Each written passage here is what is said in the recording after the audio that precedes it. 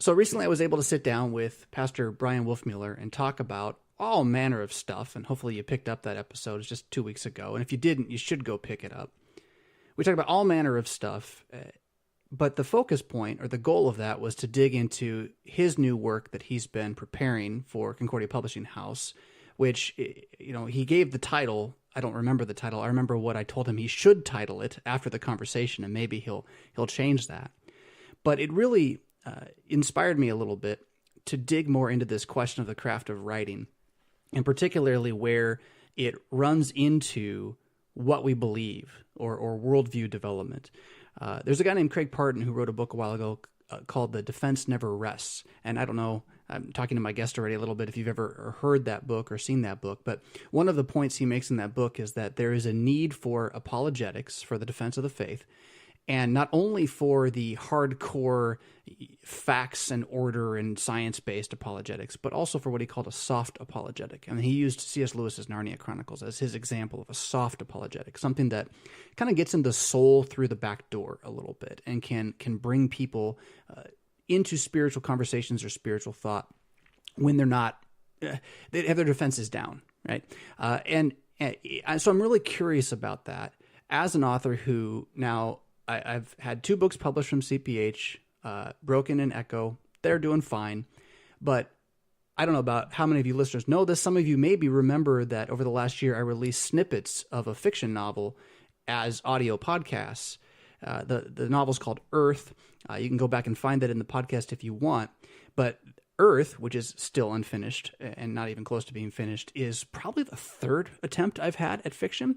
I still have the original draft of the full book I wrote when I was 21 years old. It's called The Crux, and it's about some weird drug runner in a futuristic dystopian society who falls through the middle of the planet, and then it was terrible. So I tried to rewrite it and then stopped halfway through and never got anywhere in that.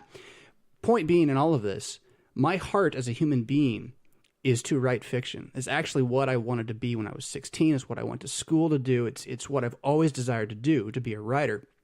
And so when Scott Kinnaman of Concordia Publishing House reached out to me and said, hey, you want to write a book for us? This was way back, World of Everlasting Days. It ends up being Broken. What his question was, have you ever thought about writing? And I'm just like, yeah, it's all I've ever wanted to do. So as I've done this now and realized, okay, apparently I can pull this off, I've also begun to learn that you can study more than just studying writing. You can study the craft or the technique of making yourself write or continuing to write.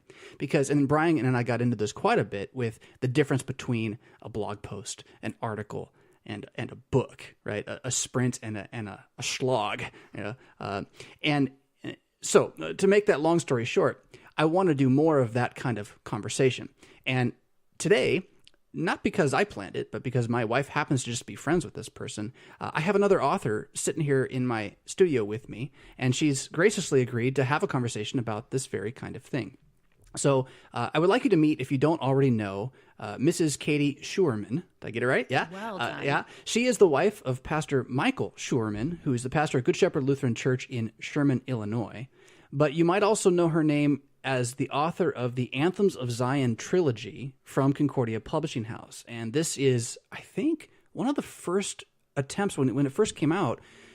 CPH had not done fiction for a while, and I don't know if you were the first or close to the first attempt to go back into fiction.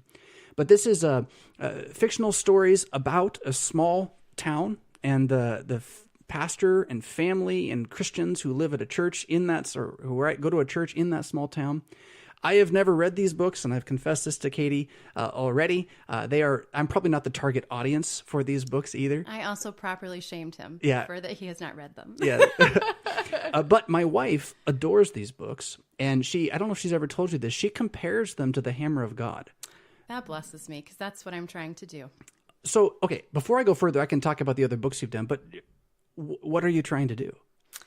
I remember reading Hammer of God. It was probably in 2004, maybe 2005. My husband gave it to me to read.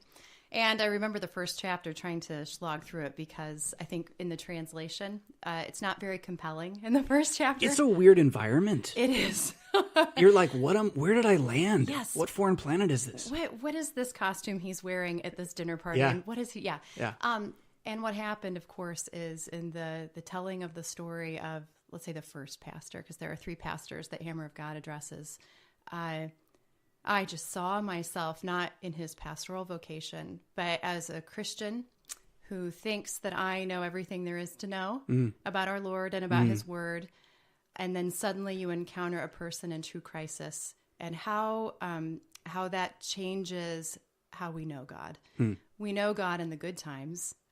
Those of us raised in the Midwest are very familiar with the theology of glory. We know that all good things come from God, and we assume that only good things come from God. And when we come up against suffering, sometimes we're not equipped with an understanding of who is God in that suffering, what is his role, who is he to us when we're in such pain.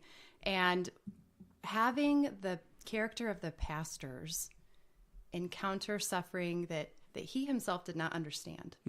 And not only as a pastor, but just as a person.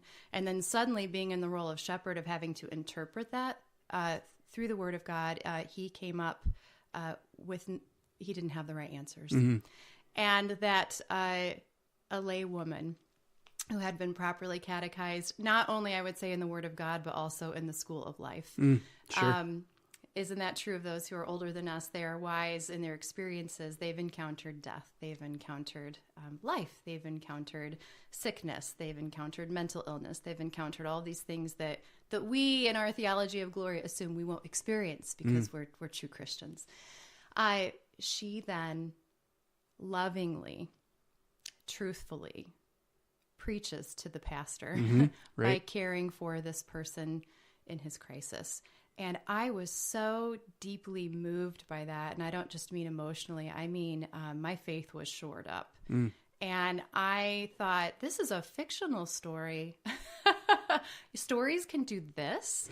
Stories can speak so directly about God and who he is to us and who we are to him.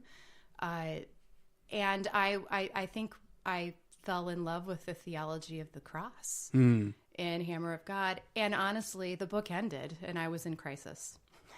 In your life? Yeah, in crisis insofar as like, well, what am I going to read next? Oh, yeah. Because what is going to compare to this? There are so many wonderful books. My new favorite, because you read something and it becomes your next favorite, is Count of Monte Cristo. That book is phenomenal. Yeah. It's magnificent. It's epic. And there's theology of the cross in it, but there are not characters that speak so directly the word of God to the sinner and to the person who doubts or to the person who has too much pride, as Bogeerts was able to do through the voices of these pastors and his parishioners. And so all that to say then, when my opportunity came to write fiction, my husband, who is a wise man, he said, I think you should write something that you want to read. And I think you should write about what you know. And it's a common understanding when you're a creative person that the more confines you have, actually the more freedom there is creatively.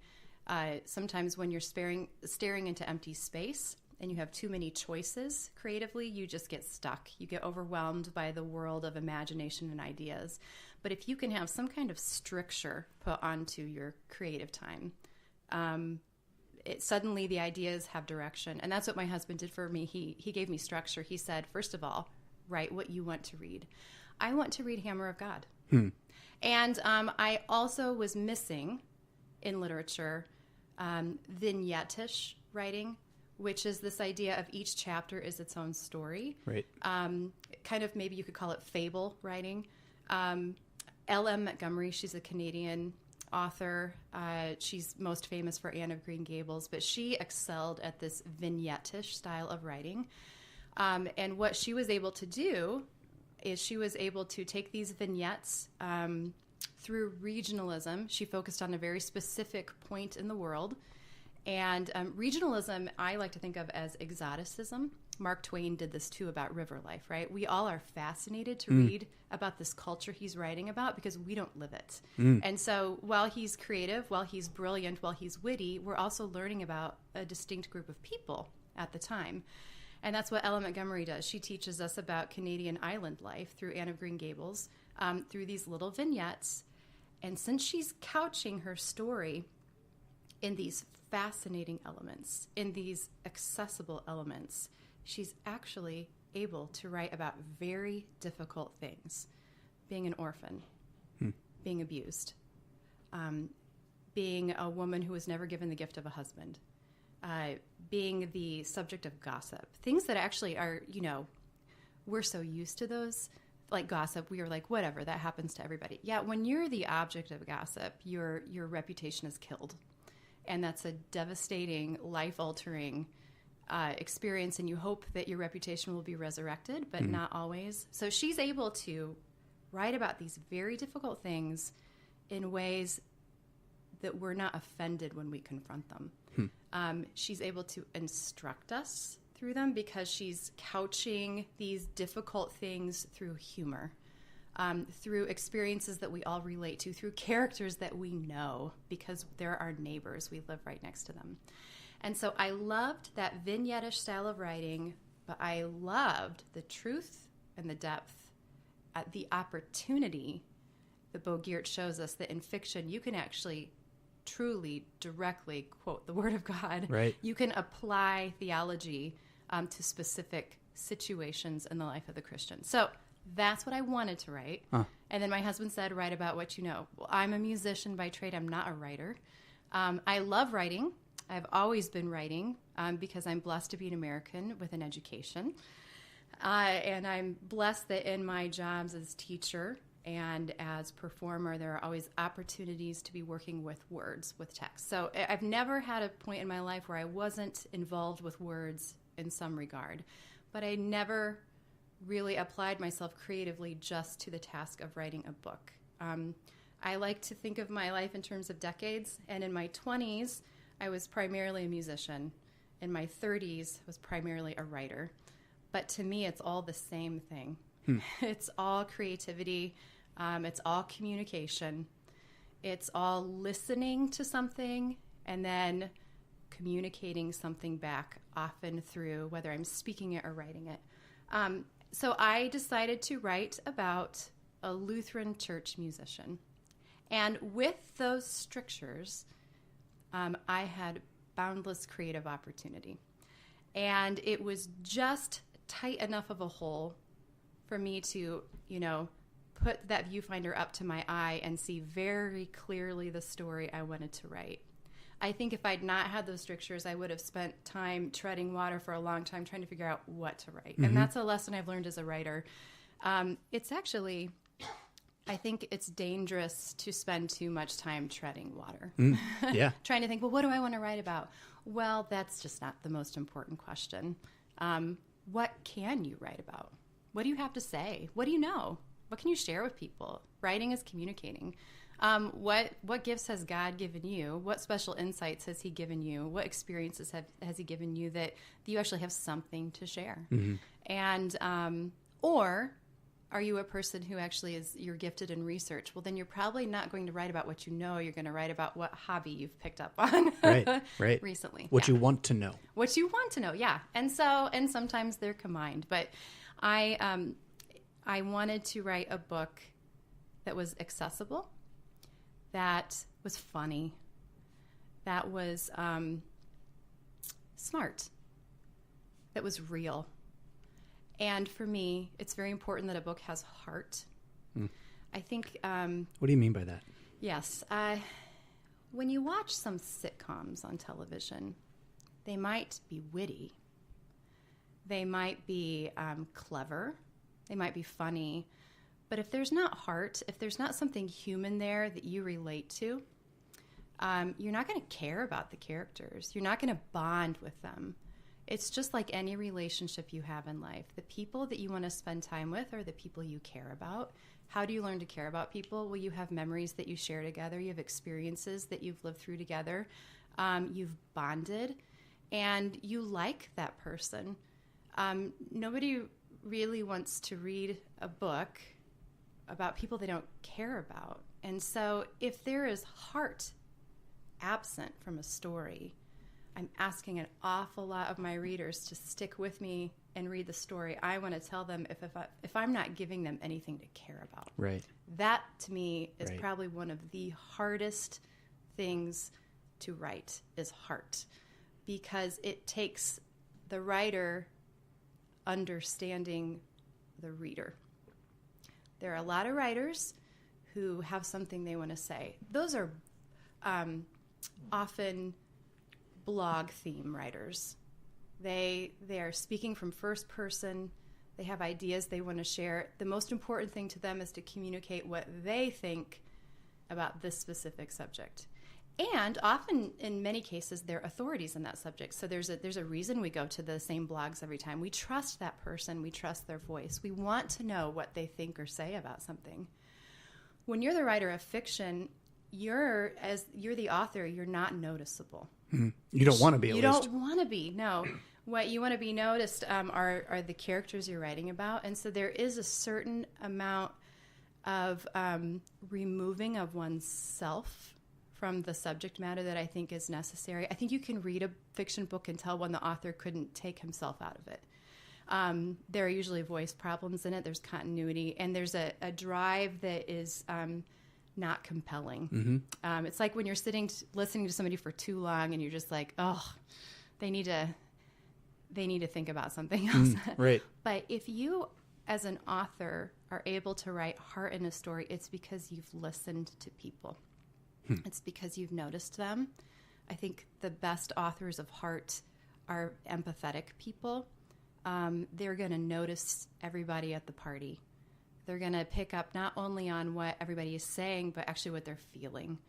They're going to notice all the mannerisms. And in our sin, we're going to judge them. Right. We're going to come to conclusions. But hopefully in our wisdom, we'll take that information and use it just to get to know that person. And I think the writers who are able to write heart into a story, they really see people. And that's why I think it's so hard to do. That's not everybody's gift in life. Not everybody wants to take in that much stimulation. Or question their own ability to talk about it once they have it. You've been watching me write notes here. Yeah. I have so many different directions that I would love to go from this. Well, you get to choose. You're the host. There's too many, though. That's the problem. I want to hit all of them. You were talking about the blog writer as an example, and this bit about voice and heart. And there is this really difficult part of the craft. Now, I don't know how much a musician or an artist can, a visual artist would get out of this, but maybe they would. They probably would. They would. I'm just going to use the wrong words for it, but there's a massive difference between me putting words on the page and what you read in those words. And at a certain point, this is where the editing task becomes so important. You have to be able to read your words not as if you wrote them, but as if you're coming to them cold, and then finding out what those words are saying, and then asking, is that what the story, the essay, whatever, is that what it needs to say? So it's a pursuit of clarity. It's why I love English, is because it's also why English is so dangerous and so difficult. It has such a diverse ability with its words to go in different directions. There's so many edges to our words, and not all languages have that. But it's a difficult task. And then when you combine that with what you were getting at about observation, so to make what I've seen or experienced what you feel and experience as a reader, or as someone who sees an art piece or a musician listening to music, that's the real task of creativity. It's not just having a feeling or wanting to do something to share, but then being able to step back from it and ask, is what I did actually what I wanted to do? But that's the craft, right? And that's... Yes, and I think that's one of the blessings of education, and where we're very wealthy in this nation. While my education was in music, it was an education in creativity and in composition and in analysis. And so throughout my education, I had opportunity to notice a piece of music, to then pay attention to my own reaction to it, and then try to figure out, why do I react that way? Right. In other words, really notice in the piece what's going on fundamentally, what tools are being used. And then the more you study music, the more you realize, oh, there are actual techniques that are being used. And they call this theory, right? Yes, yeah. But then isn't the problem with theory always that theory... Why I hated theory as a young kid taking piano. But I wanted to play because I could put heart into what I played. But the theory had no heart, right? But there's a point at which you have to get enough theory to be able to do with your heart what you want to do. That's a really fine line there. It is. Or you could say theory is important for understanding how somebody else achieves heart. Oh, that's good. I like that. And so theory is a language. It's the math of music, and in understanding the language of the math of music, I can then properly analyze someone else's piece of music and then understand, how did he get me to thrill? When we're watching Lord of the Rings and the lights are being, the music is the whole scene of that, right? Yeah. How is he able to get me to feel that way? Well, part of that is I can just say, well, I really like it when this musical phrase happens. I just feel really good. Another way to analyze it is I can open up the music score and look at what mode he's in, what scales he's using, what instrumentation. So I'm looking at all the fundamentals of music. I'm looking at his melody, his rhythm, the texture, harmony, all these tools he is using to help me react a certain way. And here's the thing, that is transferable to writing. Yeah. Before I wrote House of Living Stones, which is the first book of the Anthems of Zion series, so know thyself, I'm dumb. I'm a musician. If I want to write something that I like, well, I probably need to take a look at the things I like and analyze them. I need to diagram Anne of Green Gables. How does she introduce her main characters? In what context? Does she do that through exposition, or does she do that through action? Am I getting to know the main character by the main character introducing herself? Or am I getting to know her because other characters talk about her first? In other words, I'm going to notice what techniques the author is using, and I'm going to read it and have an honest reaction of, does that work for me? Do I like that? Did I want to skip that page, or is it compelling? And same with Hammer of God. How did Bo Geertz get me to cry with Christian joy at somebody's death scene?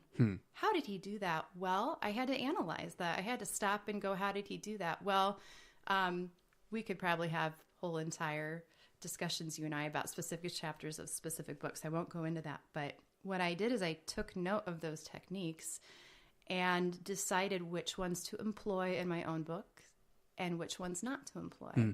And that's the craft side of it. I wish I could say it's so romantic as just I had this wonderful inspiration and then I just, bled words out of my fingers. But the truth is that no, I was a student of the craft. And I took what I thought was a good idea that came from the strictures that my husband put on the situation. And then I decided to look to the best and see, how do they do it? And then I started that way. And what happened, and this is one of the things now that I'm hooked about writing, that worked for me for about 10 chapters.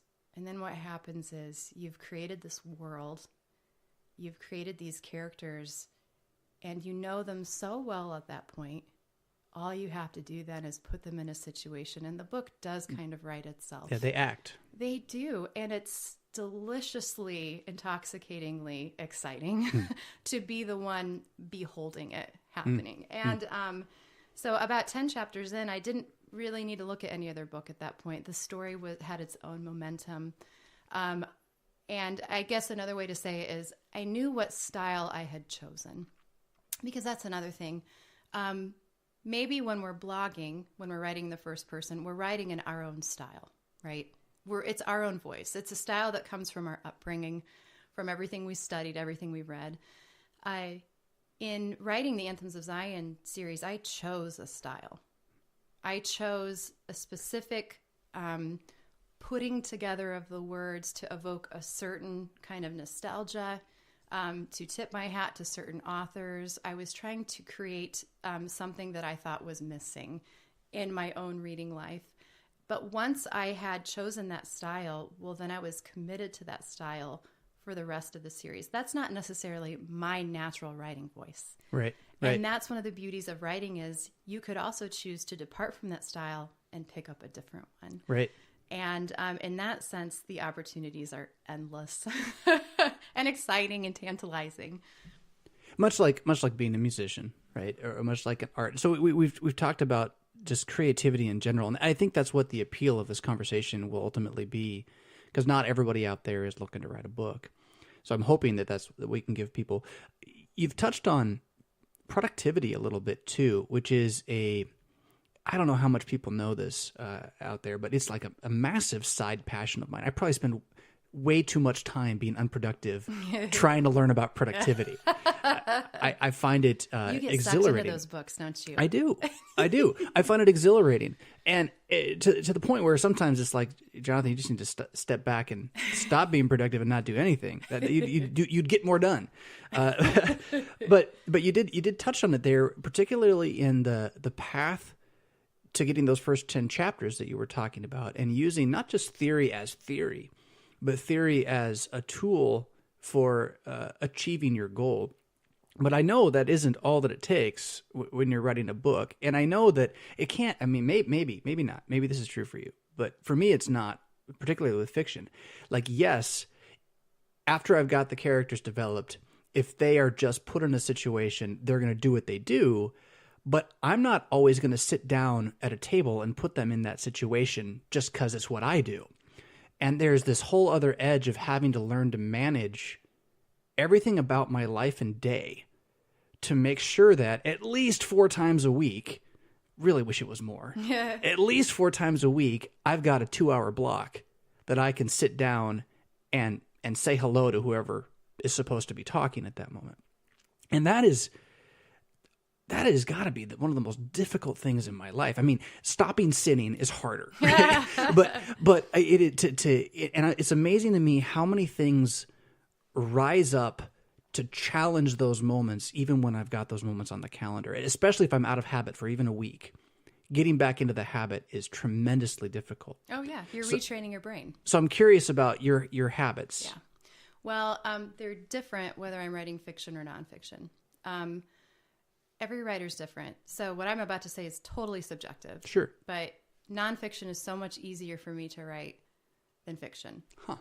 Now, fiction is creatively more satisfying for me to write than nonfiction. But nonfiction is topical. We're governed by truth. So there is definite guidance as to what to write and what not to write. So that governance to me makes it so much easier to write the nonfiction. Especially if we're writing about theology, right? We don't necessarily want to write something new. That's not necessarily a good thing.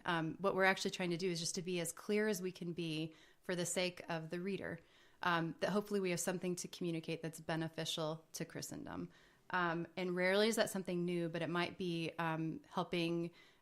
Like Brian Wolfmiller, he's so good with metaphor and analogy, isn't he?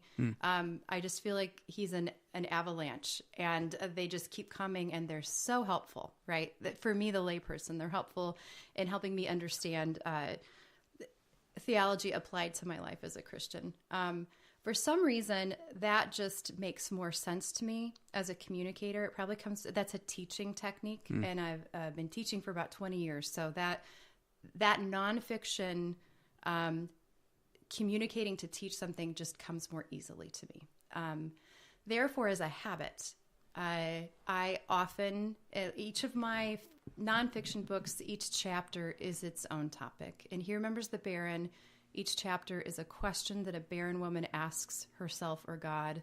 And then the content of the chapter is an attempt to answer, to address that question. That's interesting. I'm going to interrupt a little bit. That's okay. Because that makes me think of the vignette thing that you were talking about earlier. Did that happen at the same time? Were you doing that kind of study at the same time? No. But what I will say about that is the vignette-ish style of writing helped me with my fiction because one of, again, the creative constraints I put on myself was I wanted to have clever chapter titles that were funny and punny and that would appeal to the intelligent reader, especially one who knows Lutheranism and hymnody very well. And so to me, having the chapter titled kept everything contained, and it didn't get out of control. Yeah. And by out of control, I don't mean that it reads as being controlled. I mean, it just helps you know where not to go. Yeah. This is not the chapter to go that direction because I want it to fit under this title. Any kind of organizational principle like that, it doesn't actually restrict you. It frees you up to write something truly excellent about that one thing. I want to dig into that thought. Sure. The idea that boundaries create freedom, that constraints allow for creativity, because it's so counter to what everyone else thinks is the reality, right? Right. All the way to open borders these days, right? It's just like, I remember reading, I think it was, I'm going to lose his name now. He's so well known, a contemporary of C.S. Lewis, thinker, Catholic. Oh, for Pete's sake, what's his name? No, but he was, yes, but he was one of the Inklings. And, God, big mustache. Any case, someone's going to be yelling at the podcast right now that it means I can't think of his name. Just tell them to yell louder. We can hear them. Yeah, I can't even, What's Wrong with the World is one of his books. And The Man Who Was Thursday. Oh, for Pete's sake. Anyway, I think it's in What's Wrong with the World. He talks about how a boundary unites, which again is it's a paradoxical statement, right? Isn't a boundary supposed to divide? Well, yes, that's how it unites, by dividing. And in the same way, a constraint sets you free. Like you said it really well earlier, I think. By keeping you in this box, now you only have so many options. If you have too many options, you're never going to pick anything. I was listening to something, I don't remember where this came up just yesterday, about if you want to avoid buyer's remorse, don't look at 15 options before you buy. Look at 2 and pick the best of the 2. And scientifically, it's been shown you're more likely to have no buyer's remorse, even if it was a worse purchase. You're going to feel better about your purchase, all because of the constriction of your freedom, creating more freedom at that moment, right? The limitations giving you more space. I want to bring that back, though, now as an idea to your time management with writing. I don't know, everything else that goes on in your life, all the other commitments you have, maybe you don't have a ton. I guess I partially imagine that every day you wake up and you just sit there with your cup of coffee and you have 5 hours to write these amazing books, and I'm very jealous of that. But something tells me that's not real.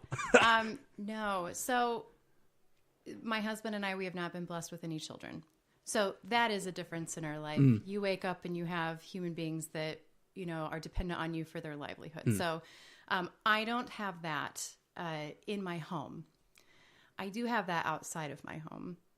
We have found that, none of us escapes being parents in the church, right? God calls us all to be mothers and fathers, just we aren't always given children of our own. So one of my great distractions is that I have a whole lot to do outside of our house that is centered primarily around our family life, our church life, and then also in writing books, there have been many opportunities to go out and meet a lot of people and to speak at a lot of different colleges. And I often think of them as my kids, because they get to keep in touch with them and have them in my own home and talk with them.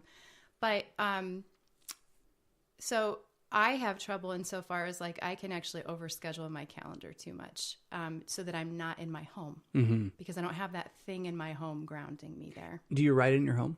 I do. Okay. When I am under contract, I will write in other areas because I have to. I have written in airports before. I've written in restaurants. I've written in coffee shops. Actually, coffee shop is my least favorite place to write. That's where I have to go. Coffee shop or bar. I have to go for. So we're like the complete opposite. I know, and it's if I'm home, I can't do it. It's because of the music. I'm a musician. It just drives me. Well, music. That's what you have headphones for. I carry earplugs with me. They're in my purse right now. But I also am a personality that absorbs other people.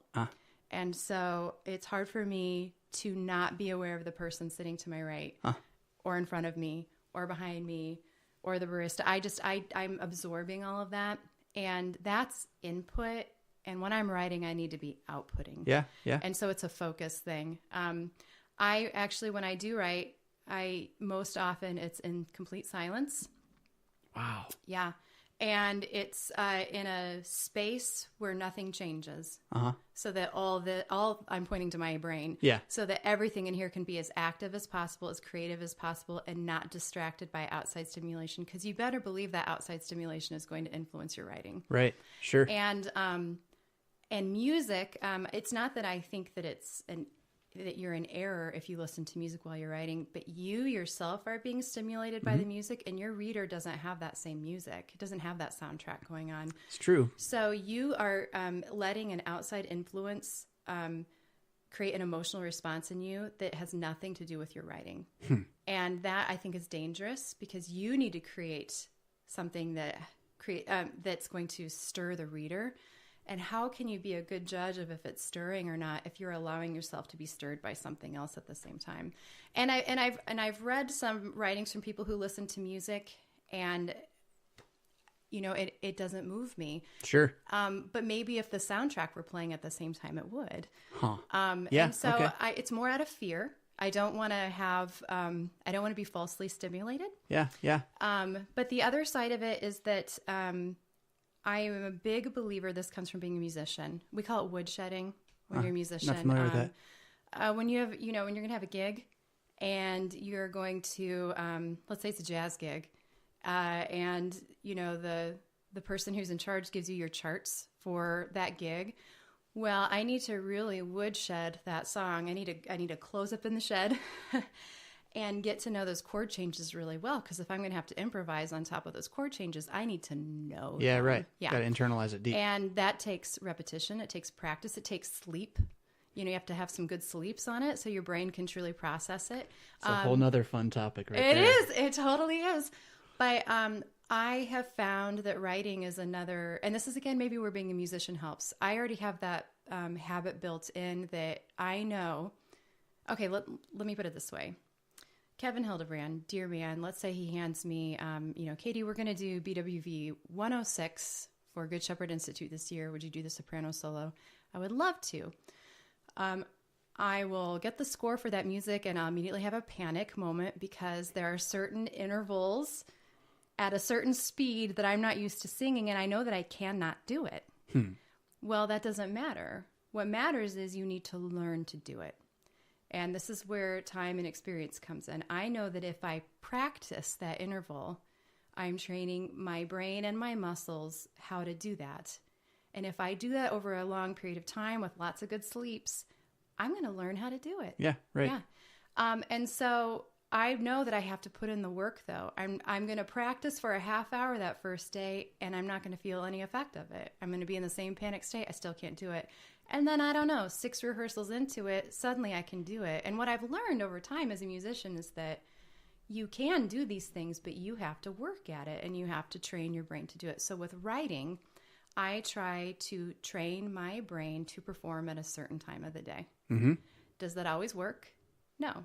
Do I always keep that schedule? No. But when I start writing a book, I'm going to pick a space, and I'm going to decide that I'm going to write there. Mm-hmm. And every time I'm going to write, I'm going to sit there to write, and I am not going to do anything else at that space, because I don't want my brain to think, oh, I need to answer emails, or, oh, I need to pay bills. No. I want my brain to know that when I sit in this spot, it's time to be creative. And then, so I will train it through location. Mm-hmm. Next, I will train it through time of day. It's not always been the same time of day depending on the book. What it matters is what season of life am I in. I'll look at my calendar and I'll realize, you know what?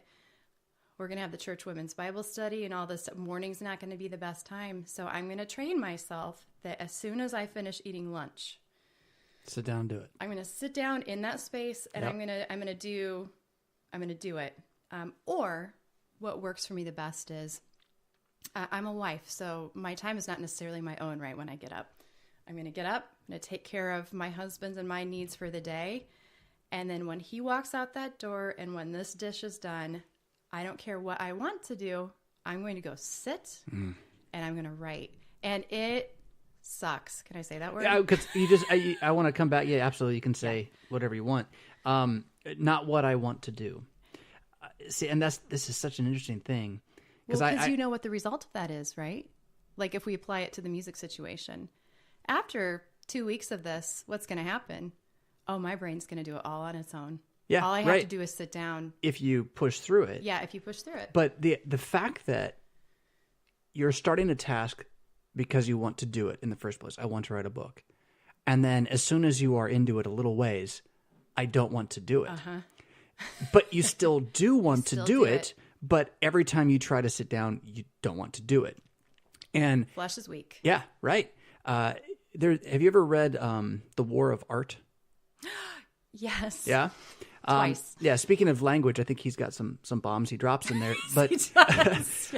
but it is a wonderful mind experiment in this shared problem that all creative people, producers of creative things, have, where we don't want to do the thing we want to do the most.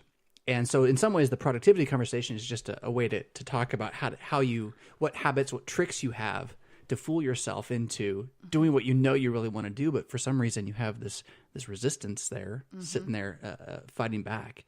So I find that interesting, not because I didn't think you would have that, but then to hear your side of it. I want to jump back onto music again just for a second, because I really like the theory you shared. That it makes a lot of sense. But I'm so different. I always have to listen to music, not because I listen to it. It actually, but see, I probably am being influenced. You've trained your brain. But it zones me out. Yeah, you use it for that reason. Yeah. But I always, it's certain kinds of music. There's no words. For Pete's sake, there's no words. And then it's the same music. Like I have a fairly large playlist, but it's the same playlist. So I'm in the same music over. Sometimes I'll even put on the same piece. It just runs nonstop on repeat because I'm not listening to it. But what it does, and it makes the analogy that I compare this to is, you know how, I mean, I don't know. Actually, maybe you don't, and I don't mean this in a cruel way. But an infant, when they are overexposed to input, will just turn off. Bam, they go to sleep. Right. And it's like, they're so loud in here. How could they be sleeping? It's because there's just too much input. And then they wake up at 2 a.m. and scream. Out. Right. But it's almost like that's what I'm able to do when I go to a coffee shop and put on my headphones and listen to the same music, is that for the first time, I don't have to think about email. I'm not worried about how I should be doing something for the congregation. I'm not worried about my kids. And it is this weird bubble I can put myself in. But I'm scared now that the music is still influencing what I'm writing. So you got me worried about it. Well, and and it may not be, because honestly, you've trained your brain. You're triggering it, right? It's your trigger, and that's okay. Like, that's a legit trigger. Yeah, it is. And you and I could probably switch places, where if I spent 2 weeks training myself to trigger with music, I could probably write through the music. And if you trained it with silence, you could do the same thing. I'd have to combine the silence and the space, though. Yeah. That is really, really clever. But that's the trick, too, though, is you only have so many spaces in the world to choose from. And that's true. Yeah. And I have chosen different spaces over time, which is also why I don't prefer to write in the airport, because it's out of my... Yeah. I only do that because I have to sometimes. Yeah. And that's where deadlines are a blessing. They force you out of your comfort zone sometimes. Right. But and here's... sorry, I'm going way back. That's all right. Here's where nonfiction and fiction are different. I can write nonfiction in an airport, no problem. Fiction, though, there are so many things in the balance with fiction that at some point, I'd say like 2/3 through your story, it's so big. It's deliciously big. It's not bad big, but you're so in this other world that's not reality. Right. And it's so much to keep in mind that anything that takes you out of that, you lose steam, you lose momentum. Yep. So to try to have that while I'm sitting in the airport with all these people, it makes me want to cry. I'm so frustrated. I think the vignette approach to nonfiction has spared you, because I have the same problem with theology, but because I'm trying to write this From big here thing, to end. Yeah, and it's brutal. It's brutal. Right now, the thing I'm trying to work on, it's like I'm beating my brain against a wall. I've gone back to look at the front end of it, and I'm not even sure what's going on, because I know where I was with only about a chapter or so to go to the end. And oh man, to hold the thing together, so then it's like heart surgery. You go and you just start ripping out things, that's terrible, throw that away, which is much easier to do when you've been away from it from a while. But at the same time, it's like, what a waste of time all that other writing was, all that effort. Although a good writer, I think, will tell you that no, you had to write the bad writing to get to the good writing, right? That's part of how it works. But so I have the same problem with theology writing, nonfiction writing, and so I can't do it, and I can't do anything near purposes watching movies. Like I just gotta sit there and watch a movie. It's just awful. It's just self-coping, right? Yeah, pretty much. I got to get through this, so I'm going to do it. But so I want to come back though to nonfiction a little bit and combine a couple of things we've talked about, sort of as a complaint. And I haven't read your nonfiction, so this is not about your writing. And you never have to, Pastor. No. It's okay, because I don't even know, unless you like Anne of Green Gables, you may not like it. No.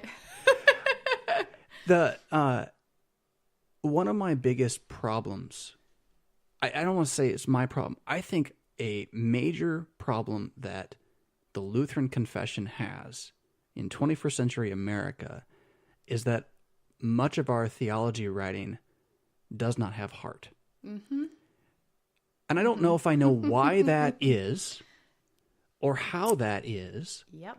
And what you said earlier is very important. We don't want to write anything new, but it's almost like as a result of that, we've decided to not write anything new. Mm-hmm. See, and I mean two different things. That's the beauty of English, right? I mean two different things with that. Yeah. But so the challenge to figure out as a writer, and I think, my works, I feel like Broken tried. It did touch some people in certain ways. It was young and zealous, and I wouldn't write that book again the way I wrote it now, or wrote it then. Echo, I don't know if it's got enough heart. I think Echo has a great substance and a clever trick that helps as a good analogy. So sure. A lot of good analogy. Yeah. But good for teaching. But it's not going to help you handle suffering, right? Okay. Mm-hmm. I don't think it will. Maybe it will, but I don't think it will.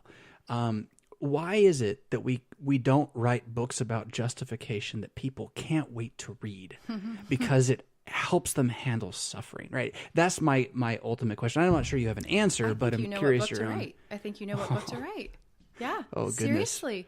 And it's because it's hard, right? Yeah. It takes a lot of it takes listening. People don't want to listen to each other. They don't want to notice what somebody's true problem is. And how can we write something that helps that person if we haven't first noticed what they struggle with? And so I think for there to be heart, even in a proclamation of something deeply theological, we have to know the sinner. Mm-hmm. We have to know the person who's suffering. And for one, who wants to go hang out with somebody who's suffering, right? That's part of the problem. Sure. Two, we're afraid of the person who's suffering. Like we kind of treat suffering as a disease, like it might be catching. So we avoid those who are suffering as we do those who are sick. Also, we're, especially here in, Central Midwest America, we're kind of Methodist Lutheran. So we're wrapped up in this glory language, and we're afraid to admit suffering ourselves because that might be a sign of God's disfavor. All these things were preconditioned that make us not want to look suffering in the face. And therefore, our stories, I think, are not as powerful because they're not as true. They're not really addressing the things that universally we are all terrified about. Mm-hmm. They're not addressing the things that that we all know deep down inside. Geertz did. Mm-hmm. Yep. And that's what I'm trying to do in House of Living Stones and the Choir Mortal and the Harvest Rays. In House of Living Stones, I'm trying to address the atrocity of gossip, not just like in a, the church ladies gossip, although that's part of the fun of it, right? Fun meaning like we all know that scenario and we can identify it and laugh at it and we're at home in it, sadly. But what does that actually do to somebody when their reputation is ruined? And in the church, what an atrocity that is. Sure. And apart from forgiveness in Christ, there's nothing to heal that situation. I wanted to address that because it's a rampant problem. I'm sure it's a rampant problem all across Christendom, but in the LCMS, it's terrible. It's absolutely terrible. I think it's humanity. What was terrible is that we would be able to have the Eighth Commandment in our catechism described as well as it is and quote it at each other as a way to continue doing the very thing that it says we shouldn't do. It's using the best things in the worst possible way. Or how even like we just are so quick to accuse other people of breaking the eighth commandment when we in our own hearts and minds are ruining that person's reputation right away and breaking it ourselves. Just like what does it mean to despise? What does it mean to forgive? And then in Choir Immortal, I wanted to address grief compounding.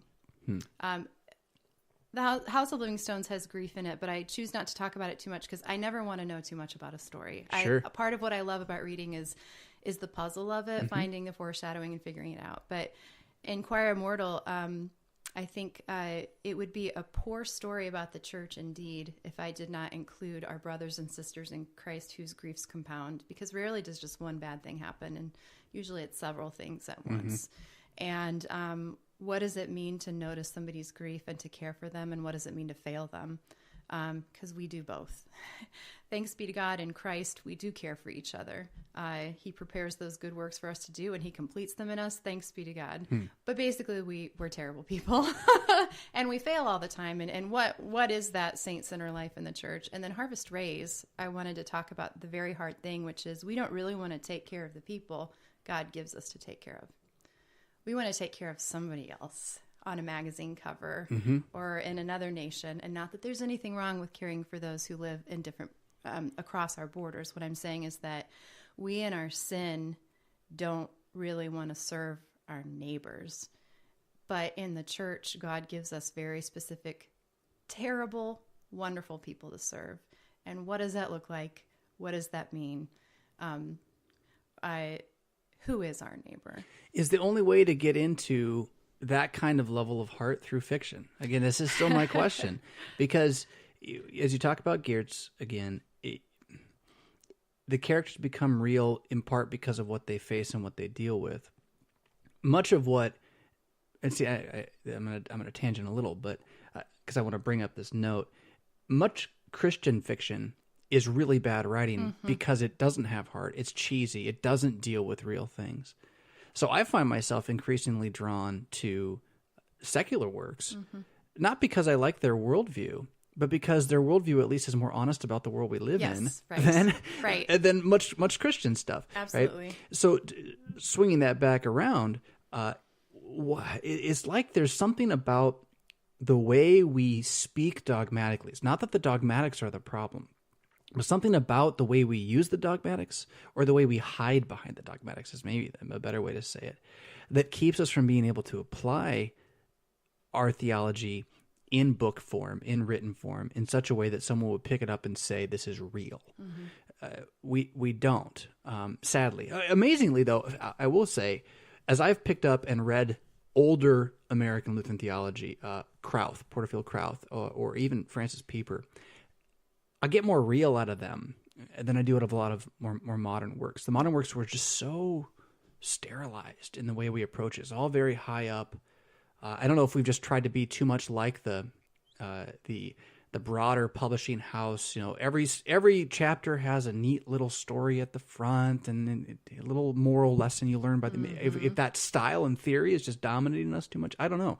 And I'm asking these things and saying these things because I don't know. I don't have an answer. I don't expect you to like fix it for me. But I think it's worth pondering and. Well, and I don't know. I don't know if I'm smart enough to say that fiction is the best tool for combining heart and theology, but I will say it's an effective tool. Yeah. As you pointed out, though, it can also be ineffective. Yeah. And God help us to write stories that are an effective tool. But where I think fiction is an opportunity for combining the two, is not the concept of manipulation. It's not like, oh, I'm going to put my characters in this situation so that they can experience this. No, it's the listening again. What really happens in people's lives? Where do they encounter these trials? What do their families say to them when this happens? What poisonous pesticides are put down on the ground where the sower has put the seed that keep the faith from growing? Like addressing the thorns, addressing, the rocks, and addressing the fertile soil. Like a good story is the parable of the sower. It's not a true Christian fictional story Right. if you don't hit all those points, because that's what real life is. Jesus has told us this is actually what it's like in the church, and here's the one who believes, and here's everybody else who doesn't. Well, that's actually there are your elements of the story. That's the truth that needs to be in there. And fiction gives you opportunity to write about the entire landscape. And probably where craft comes in, and where some fiction is excellent and some isn't, is, well, who's been listening well enough to write a real story? And by real, I don't mean that it can't be fantasy or a different world. Part of, I think, of why we love fantasy is it actually is a funnel.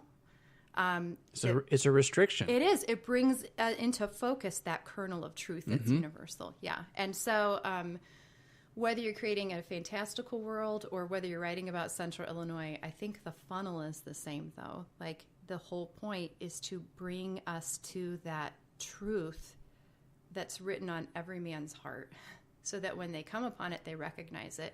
What we can't control is how they're going to react to it. Is their heart going to harden? Are they going to be moved to repentance and faith? Are you going to get a really terrible review by the Calvinist who doesn't understand the Lord's Supper? Right. Or are you going to have somebody write a review that said, wow, I'm going to go to Lutheran church now because that matches what I read in the Word of God. You know, like, we can't control all of that, but what we can try to do is be a really good funnel.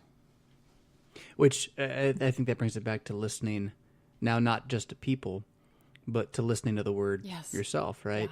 Yeah. Which is where I feel inept, Pastor. Oh. I'm not a pastor. Yeah. I don't have a seminary Well, being education. a pastor doesn't make you... what's the opposite of inept? Ept? Doesn't make you ept. You are so apt. Apt. So I think it's apt, right? Well, no, because you never... The moment you would believe you know it is the moment you're in great danger. It's so deep and so complex, and you forget.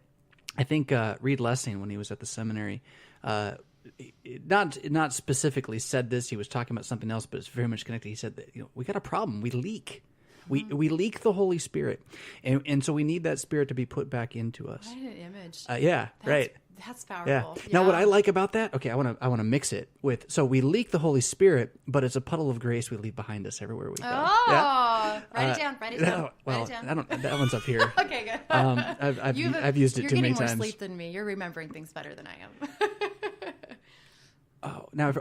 Brian Wolfmueller has also challenged me on this. We're kind of getting near the end here, but this is on the aptness. He had noticed in my life over the last 5 years, and I don't know what caused this, but he didn't accuse me in like a direct way. This is just in conversation. I kind of figured out this is what he thought, and I really appreciate it.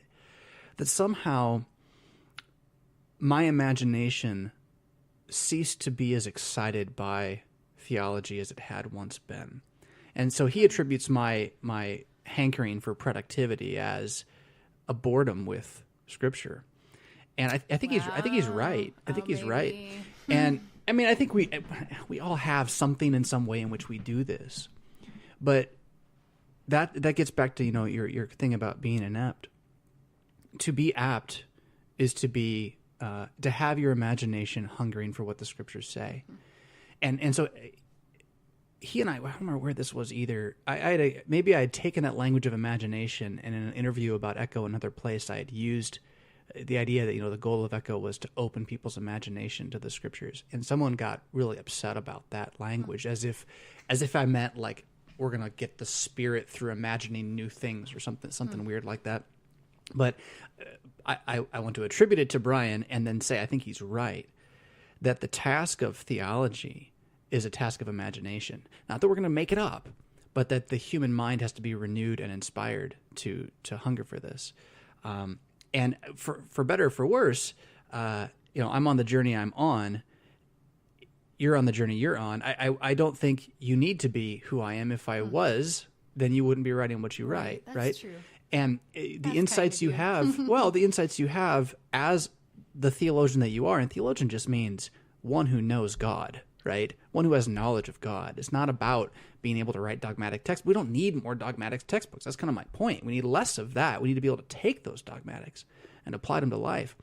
And so the theologian that you are is what has enabled you to write in such a way that my wife and my daughter have been inspired, like literally inspirited, had the Spirit given to them through the confession that you make in your stories. And that's great. Well, all glory to our Lord, because that would bless me greatly to think that these books would be a help to the church. What's your next project? Oh, well, you know what? I do have one in mind. And I'm not trying to be mysterious. I can't talk about it yet just because, but it is fiction. It's fiction? Okay. It's fiction. I'm very excited about fiction. Can you say whether it's new or in the same world it was before? Totally new. Totally new. Totally new. And I just have to have some conversations with some people before I can talk about it more fully. Sure. But I've had a few different ideas, and I've been trying to take some time. Last year was writing and editing He Restores My Soul, and then working on some hymn texts with Cantor Christina Roberts. And so last year was not a fiction year. It was a very nonfiction kind of year. And I've been trying to pace myself, and by pace myself, I mean give some distance to the fictional world of Bradbury that I had lived in for a good 6 years. Just trying to pay respect to that creative world by putting some distance in between me and it. Not because I don't love it. It's because I love it so much.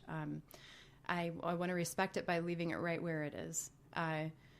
But therefore, then I've had this last year to kind of think through some ideas, and my husband knows all of them. And he is my love and my leader and my pastor and my friend. And I had settled on one of two ideas, and he liked one better than the other. He thought this particular one would be most helpful to the church.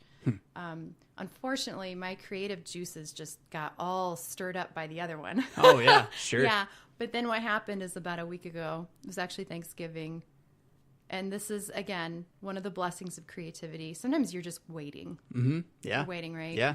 And on our drive down to see Mom and Dad Schuermann, it just within like 5 seconds became very clear and it's neither of those ideas. Oh, interesting. It's something totally different, and it's something that marries many of the things I feel like have been in the works for many years, and it combines all of them. And I'm excited. And what happened then, and this is how I knew it was probably the thing I'd be doing, is my brain just it lit up. It was on fire. I couldn't stop it. Like the whole time I'm sitting with a group of people, and this is what happens with fiction. Your brain your subconscious works on it. You can't stop it. It just, and all you can do is hope you have something nearby to write the stuff down. Oh, that's cool. It is a blessing. So I'm hoping maybe in the next month I can talk about it. Yeah, that's really cool. I want to close this, but that makes me think about what I'm working on right now, because my biggest frustration is it's something I wanted to write 10 years ago really bad. And it sat there, and I want to finish it. Darn it! Let me ask you But this. I'm not inspired by it right now. But I am. But I'm not. And it drives me crazy. Here's It's my so question close. for you. It's so close. Sometimes we want to finish something just because we want to be done with it. Mm-hmm.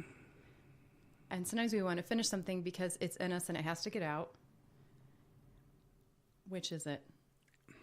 It's like in the middle. Okay, then I would say It's probably that. No, it's probably probably the latter. not the thing, right? Is it the latter? No, I'm sorry. The former. Okay, because then here's I think is the But I taste know of a it's true artist. It's so good for the church. Okay, see, and that's hard too. Here's the thing: life is so short. Yeah. There's so many things we could write, Yeah. right? But you just articulated in this interview something that's necessary. Why don't we have a compelling story about justification that also has heart? I mean, there's something that's needed. Yeah. Yeah. But sometimes we have to just let go of the thing that's nagging us, because that's our flesh saying, I just want to have it done, you know? Yeah. And sometimes creatively, there are other things to write. And I would say it sounds like you're in a waiting period of trying to figure that out. Maybe. Yeah. But I've also been able to get really close to having this thing done. Not as, and this is the thing. I mean, I'll say this right now on the podcast. If I get this done in the next 2 or 3 months, which I think I could. Okay. People who've read Broken and Echo are going to be like, man, that book kind of wasn't very good, the new one. Because it won't be with the heart that these did. Yeah. But it will have the potential to hit someone who doesn't care about Jonathan Fisk at all and give them an answer or a way to look at the Lord's Supper that will help them embrace what the Scriptures say. So it's sort of like a little bit of a sacrifice and I don't mean that like to pat myself on the back, but it's kind of like, no, I got to scuttle the ship on this one. It's all there. It's good for the world. Suck it up, Jonathan, write it. Okay. And then get back to So what is what it? I really want to do. What, end of November? Yeah. Yeah, I would say by Ash Wednesday, can you get that thing done? I think so. Oh, it's time. Do it. You're going to find your space. You're going to find your time of day, and you're just going to do it, and it's going to stink, and you're going to hate it, but just get it done. 3 o'clock in the afternoon, unfortunately, is the time. I tried converting it to 6 a.m. in the morning, but I couldn't do that one either. You need a special coffee for that time in the afternoon. There needs to be something special that you can look forward to that's going to be a part of your triggering. Yeah. I'm gonna work on that a little more, having the same thing, because you're right, because my morning coffee is and I usually don't want that at 3 in the afternoon. Okay, something else, something that you only get when you're writing. Okay, it's time to train that brain. Okay, I like that too. Do it. Okay, well, I'm going to be asking you on Ash Wednesday. Well, do we know what that date is? You don't know it off the top of your head? It's late this year. It might even February? it might be in March. Don't you hope it's March? No, I don't. I want to be done. I want to get done. I really think I can do it.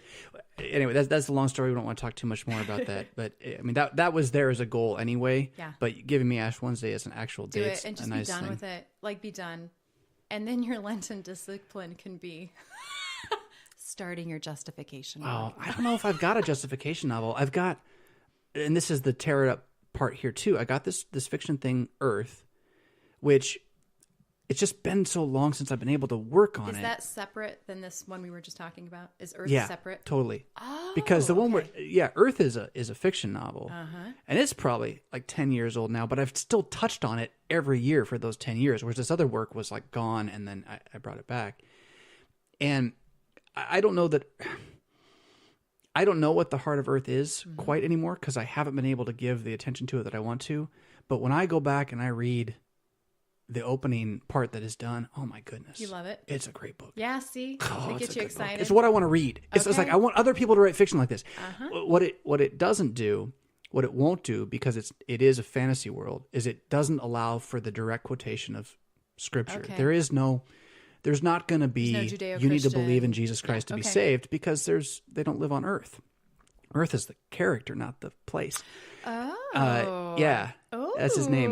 But it will be more, so it's more like in the Tolkien Lewis direction, where there's significant Christian themes underneath it.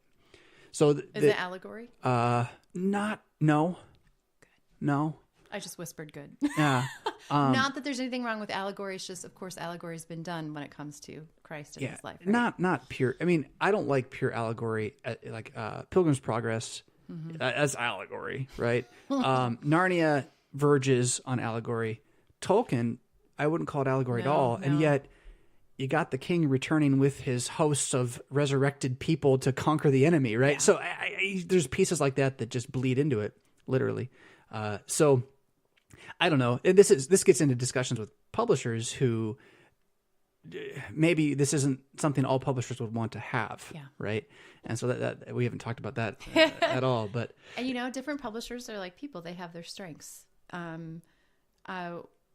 I think one thing I really appreciated with Concordia Publishing House is they have a long history with organizations like LWML.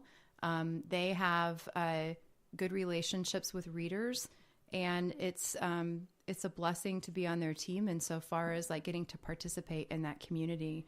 Emmanuel Press and Lutheran Legacy both had extremely high standards of theology and in production, commissioning Lutheran artists and things like that. And so one of the blessings of having, like, especially my books that have to do with infertility ethics, it's great to have them under, a publisher and editor who are very strong theologically. And so it's a blessing to have different publishing houses with different strengths and different audiences. So like you said, it's something like that maybe would probably appeal to a different audience. It's not written for Christians to read. Interesting. It's written for humans who like fantasy to read. A soft apologetic, though, wanting to insert significant elements of the Christian worldview into the American discourse through the back door. And we need more of that as we see our country increasingly dominated by entitlement ethics, basically. We need more duty and honor and charity, virtue, those kinds of things. And at the heart of it, there's no good story without suffering and sacrifice. Okay, and I think you just hit upon it. That's heart.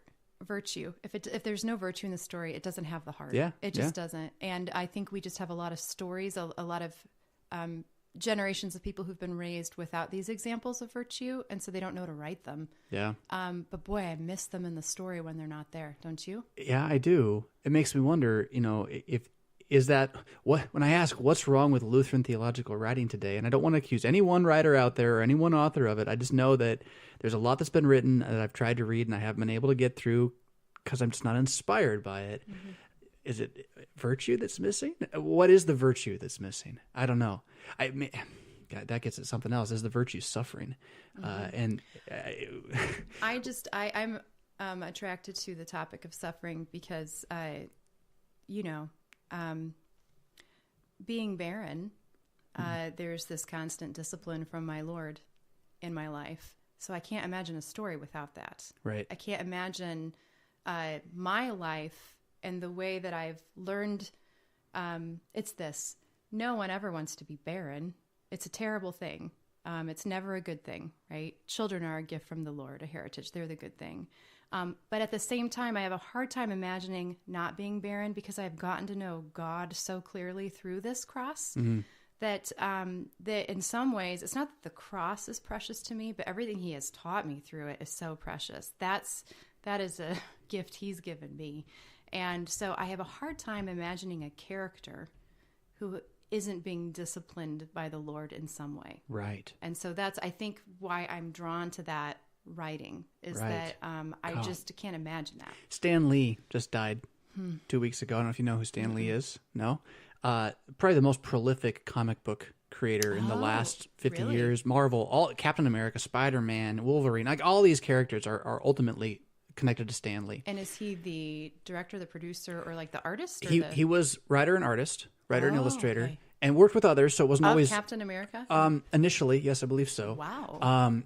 Spider-Man is his favorite number one pure creation because a lot of the other work was the way Marvel worked was team stuff, so they'd be working with people, but he was kind of behind so much of that, and it changed. I was listening to Albert Mohler, Southern Baptist.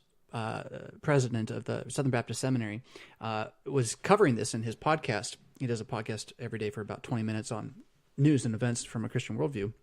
And he was covering Stan Lee's life. And I love Marvel stuff. I love Marvel movies. I love heroes because of the virtue, actually. Yeah. But self-sacrifice. What was really, really fascinating that Mohler brought out that I didn't know was the history of comic books and why Marvel was able to take off at the time that it did, and it had everything to do with the way Stan Lee changed his characters. Before that time period, out of some of the Red Scare, communist fear, all comic books were basically these characters that were really flat, wooden, perfect 1950s Americans, like that image that we think of when we think of 50s. So the good guy never did anything that wasn't purely good. White hat, shoot the guy in the hand, all that kind of stuff. It's not that Stan Lee made them anti-heroes. He just gave them doubts. Made them human. Yeah. And as a result, Marvel just exploded. Who is Spider-Man? He's a kid. He's a high school kid. He doesn't know what he's doing, but then he's out there fighting, because he's got to. He's got to do that, go stop the guy. And that's, how do we get onto that? But I think it's having characters that doubt. We can relate to. Because isn't that us? Aren't we? Yeah. Yeah. Who have imperfections and are honest about them, and that I don't know what is the character in a theology book? What is the character in a book in which we just treatise justification?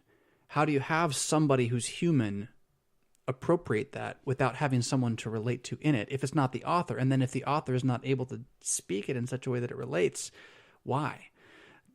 I don't know if that's just a theory question or not. I don't know if it's your bailiwick at all, but it means something to me because I think what we have in the confession of the Lutheran faith, the biblical faith, is worth sharing, and I just feel like it hasn't been much shared by us. And it's what you know. So you should write about it. Yeah. It's what you know. I keep trying. But you know what? It's just a time factor, right? It takes time to write a book. You mentioned earlier you only have so much life. So I've started looking at it this way. It's like, okay, I got another maybe 30 years.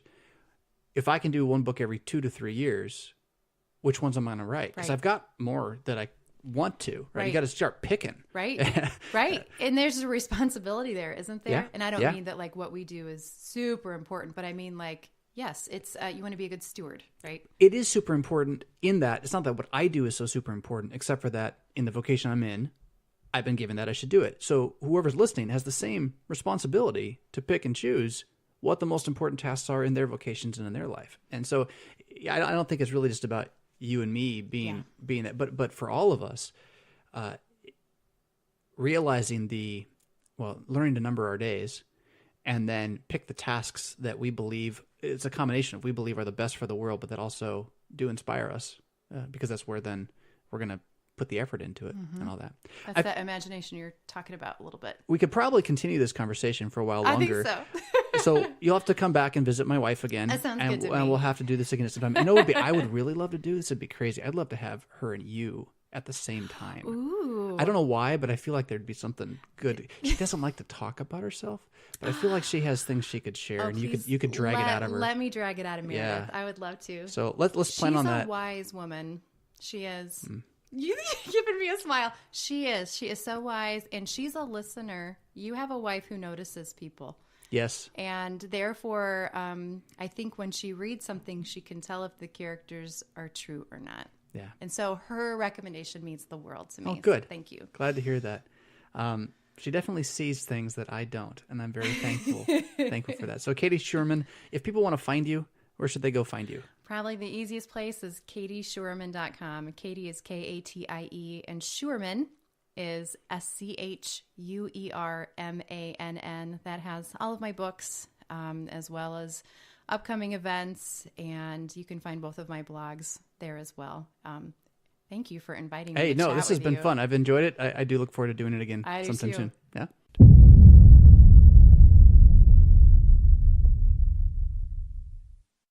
Was that worth $1?